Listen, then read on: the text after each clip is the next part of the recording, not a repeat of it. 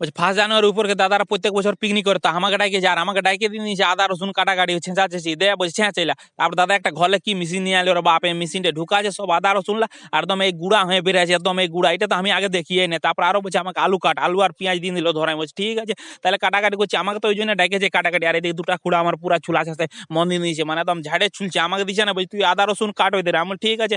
আর খুঁড়ার রান্নাটা বসে নিয়েছে, মানে কষা কষা মাংস ভাজা আর ডিম আমার জন্য, আমি তো মাংস খাই না, তো আমার জন্য ডিম আনিছে 1 ক্রেট। আমি সিঝা আজ খাইয়ে দিই, তারপরে যা হবে ওইটা পরে দেখা যাবে যা হবে। তারপরে পুরা এদিকে কাকা মশলাটা তৈরি করছে খুঁড়ায়, এদিকে একদম কষা কষা করে করছে। আমরা ঘরে রান্নাটা করে নেবো, আর এখন কাঁসাই নদী এখানে খাওয়া দাওয়া হবে, কিন্তু আমরা চলে আলি কাঁসাই নদী, তো পুরা ভরায় এনেছি একদম থৈলি ভরায়, আর ঘরে সব বস্তা টস্তা নিয়ে আসি যে একদম বসবো খাবো আর ফুর্তি করবো আর নাচ খেল করে তারপরে ঘর যাবো।